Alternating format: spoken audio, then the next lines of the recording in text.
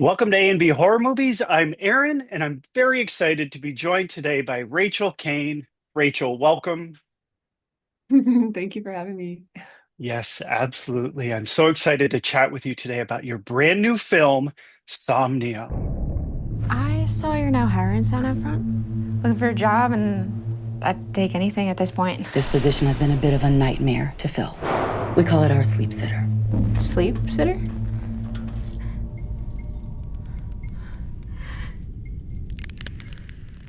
Good evening, and welcome to Somnium.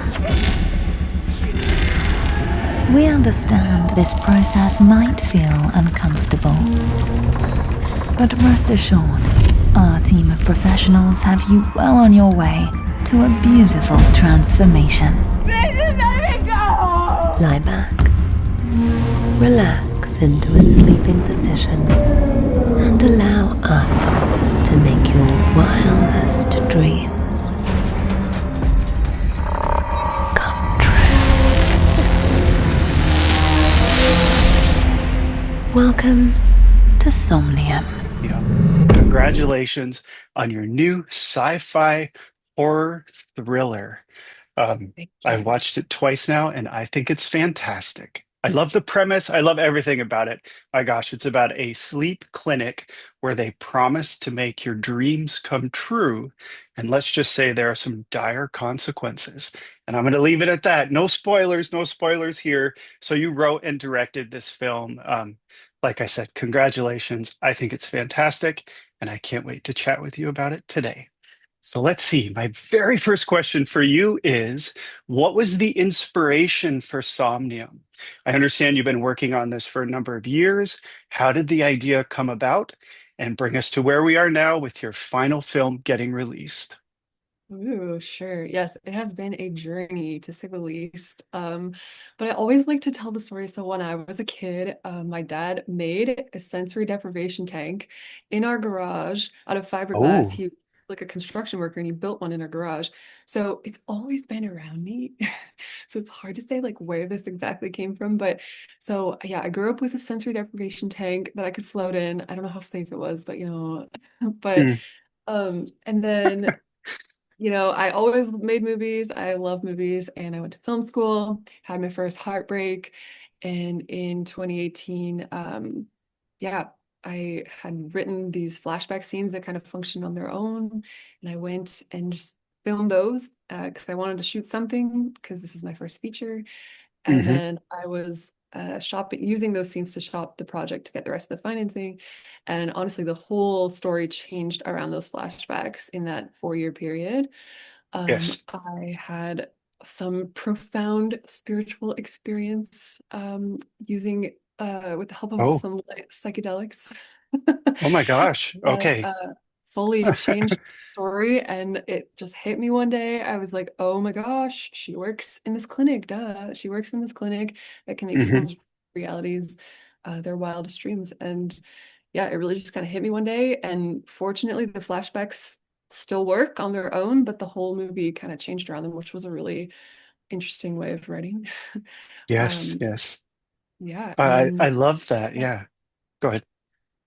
and then here, pretty much here we are. We shot in 2021, and then had a lot of VFX, so a lot of post-production. But yeah, we finally made it to the You're release. Thank God. finally here. Yeah, like I said, congratulations. So your film is, I mean, I love that it's all come together after all of these years. It's atmospheric, it's moody. I feel like the audience almost as if they've experienced a dream after Mm. watching your film. So huge accomplishment there. I guess my question for you is, how did you accomplish that sort of mood, that dreamlike atmosphere from script and then all the way to the movie that we have? Yeah, I love that you were picking up on that.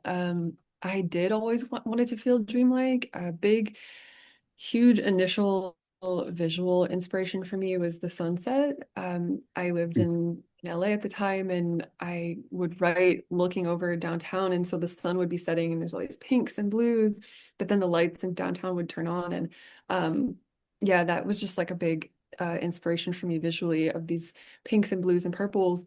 So that inspired a lot of the flashbacks. But then when we made it to LA, I knew I wanted to kind of dial up the color Hmm. saturation, but still live in those lighter colors because, yeah, I feel like browns and reds are just so like grounding and yeah. So that was kind of Yeah. my palette, but then a lot of it was a conversation with my production designer, Olivia McManus, who came on. We went back and forth a lot about, again, how to create this feeling of we don't really quite know where we are in time and space. And so with the set decoration, there's all sorts of different like technology from different eras, and we don't Hmm. quite know exactly where we are. In my mind, this movie always takes place in a reality that's like 1 degree off from our reality. So yeah, things are a little different. And then yeah, with the sound and music and the effects, all of it, I think working in tandem is hopefully gives you that feeling. Yes, yes. Oh, it all works so well. And I love that you said it's sort of like get timeless in a way because you don't really know what time period they're in. There's some sort of Easter eggs, I guess, but for the most part, it's sort of amorphous in that sense. I understand that you worked on a number of music videos. Can you say how that informed um, Somnium? Yeah, absolutely. Yeah, to be able to live in LA, I paid the bills by Yes. designing music videos and working as a production designer, which was um, Hmm. really fun. I was kind of a lot of times the only art person on those. So that was cool and just learning how to communicate with the director about the visuals.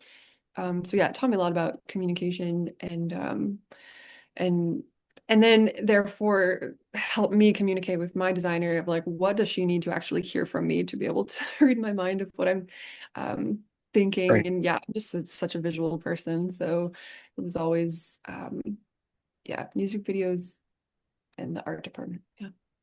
Yeah. Okay. Okay. Excellent. Well, it looks beautiful. Your film is beautiful to watch, and not only is it a dreamlike experience, it's an experience in itself. Which leads me to my next question, and that is all about casting. So Chloe Levine plays Gemma in the film, and she is stunning as the lead. Can you speak to how did the casting process? What was it like working with her, and how did she get the lead role?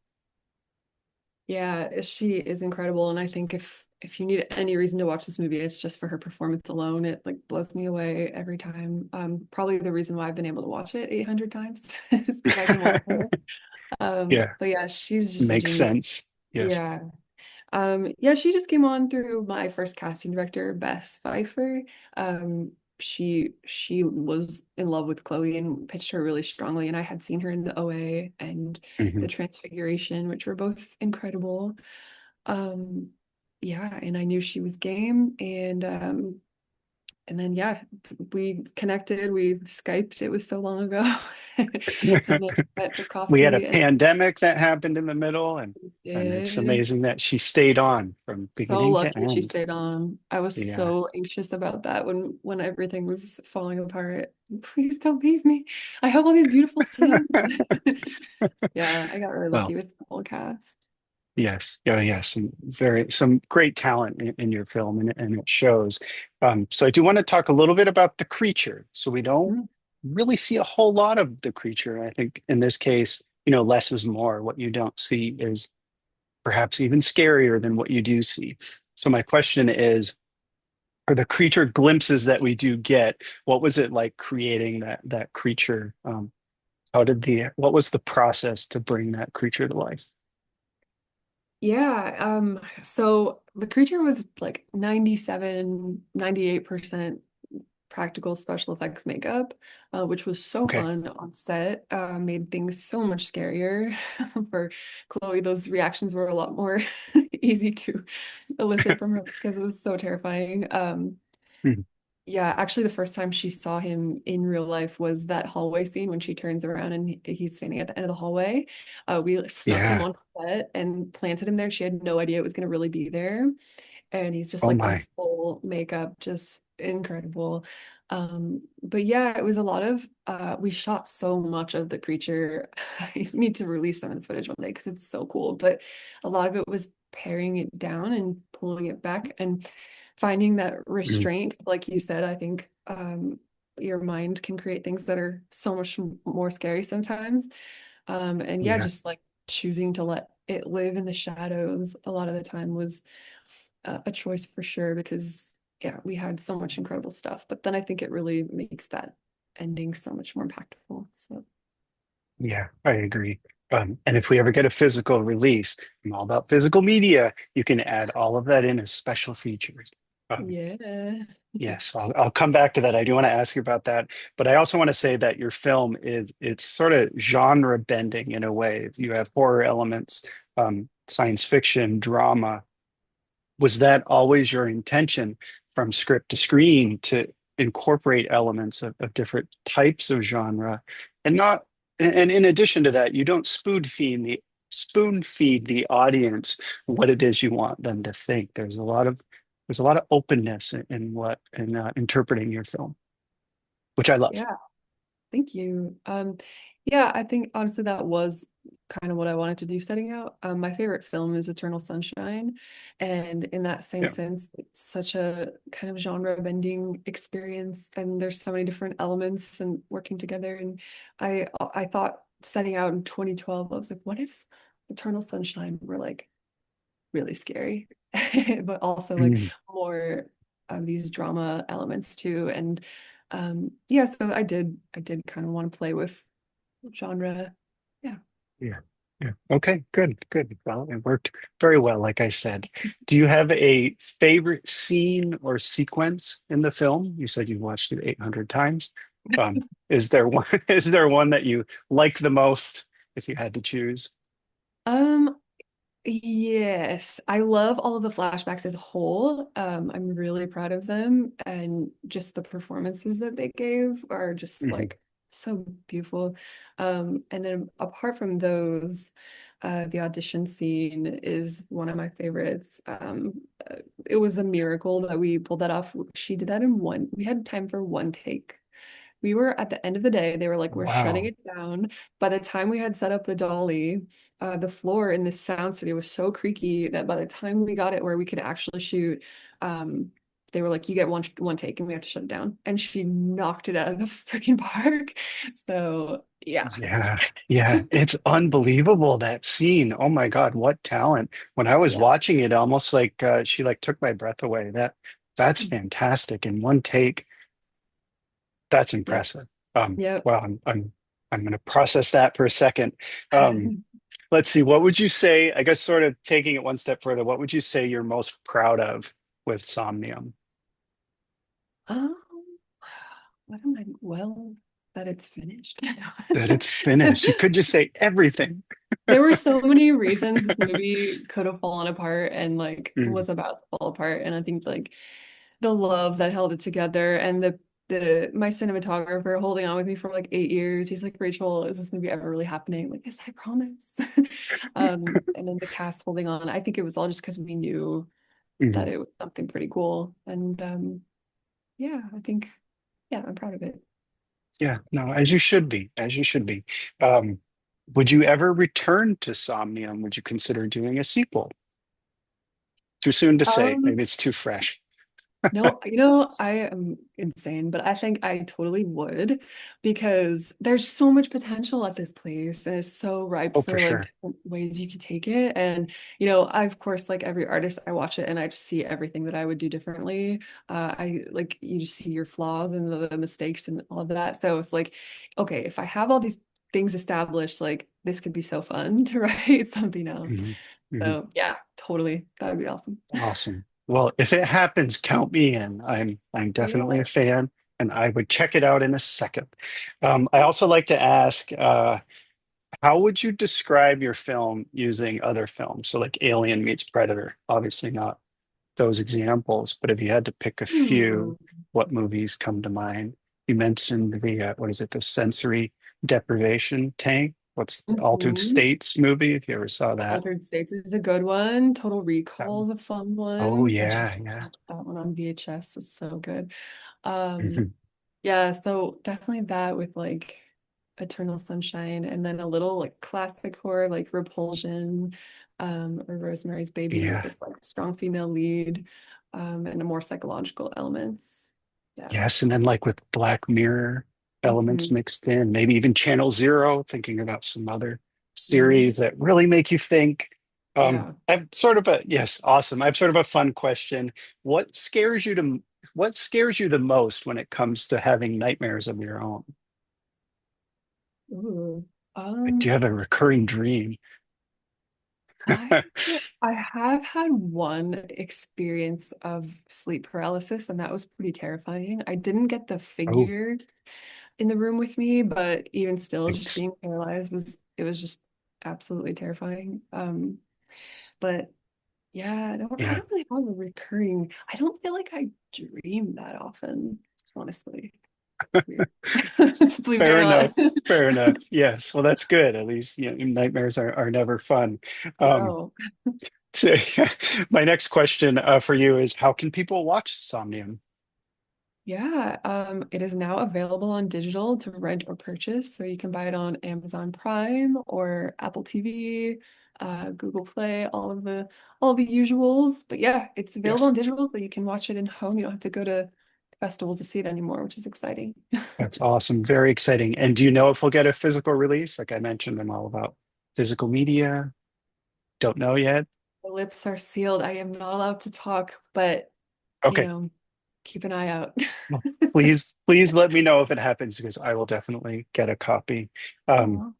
yes. Yeah. So I have one last fun question and then we'll get to the this or that segment, which I talked about before we started recording.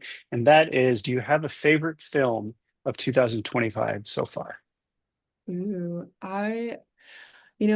I'm a big fan of weapons. I am. I I would loved say it. I weapons. Yeah. really loved it. Was so fun. A lot of my friends didn't like it, but it's just because it's not what they expected. And I'm like, that's okay. Mm, Like they're allowed to be different than what you're expecting because they didn't give anything away in the trailer. And it was such a yeah. fun movie. And I just feel like he was like playing with us the whole time. And it was like a conversation with this movie. It was so fun. And the way it's Yeah. written is really unique. And I thought it was completely successful. So yeah, big fan. Agreed.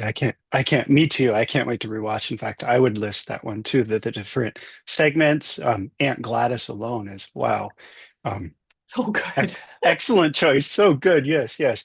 All right, let's go right into the this or that segment. Like I mentioned, I ask you two things. There's no right or wrong answer in most cases, and it's usually kind of fun. So the first one I have is Scream 1996. So the very first one, or I Know What You Did Last Summer from 1997. Easy. Scream. It is probably the Yeah. reason why I started making movies. So, Oh, I love that. Awesome answer. Okay, another movie question here. Black Swan from 2010 or Jacob's Ladder from 1990, if you've seen them. oh my God, they're both so good. Um, I'll say Black Swan, but they're both great. They're both so good. Yeah, that's tough. Okay, so here's sort of a general question. I know you said you don't have nightmares, but if you did and you had to choose, would you want to have a nightmare about being chased or a nightmare about being blind? Or Whoa. maybe being blind and being chased at the same time. That would be probably the worst case scenario. I think I'll take being blind because then you don't have to see the scary things. That's But true. That's true. cool. Yeah. Okay. I like that. All right. Next one here, movies again. Suspiria 1977 or Suspiria 2018. Oh, I mean, I'm all about the classics, the Yeah, me OG. too. Yeah, of course. I would do that too. So Okay. good. Directors here. I think I can say their names right. Panos Cosmatos, who did Beyond the Black Rainbow and Mandy, or Lars von Trier, who did Antichrist and Melancholia. Um, we'll go And, with Panos. yeah, kind of. Sure. Okay, Yeah. perfect. They Big do kind fan of. of blending the horrors. Yeah. I'm all about, or Yes, the yes, genres. exactly. Yeah, okay. A few more. The Babadook from 2014 or Malignant from 2021. These are so hard. Um, Babadook for sure because female Yeah, filmmakers and also that was a big mm, influence too. Yeah. So good. cool. Yeah, I love that one too. Okay, The Witch from 2015 or The Night House from 2020, if you've Hmm. seen them. I liked The Night House. Yeah, I'll say that one. Yeah, Sure. that was a nice surprise. Okay, Yeah. three more, and this one's kind of fun. Pizza or pasta? Ooh. Pizza. Of course, gotta go for pizza. Okay, two more. Mulholland Drive from 2001 or Lost Highway from 1997. I mean, I'll go Mulholland Drive. Yeah, Sure. that's good. They're both great. But okay, They're last both. one. The Halloween franchise or the Jaws franchise? Oh, Halloween. Halloween Halloween. is, Yes. yeah, the best. Yeah, agreed. Agreed. Well, Rachel, this has been an absolute blast. Congratulations on your film Somnium. My very last question for you is how can folks find you on social media if you want to be found? Yeah, absolutely. I'm very transparent on social media about the process of getting this movie made. So feel free to follow at Somnium the movie dot com. What am I saying? At Somnium the movie, mostly on Instagram, but also TikTok. Excellent. I'll Yeah. flash that on the screen in the final Yeah. version. Let's see. If you're watching, like and subscribe because it helps my channel. And Rachel, one last time, thank you so much for talking with me today. This has been an absolute blast. Yeah, this was so fun. Thank you. Agreed. Thank you. Bye, everyone.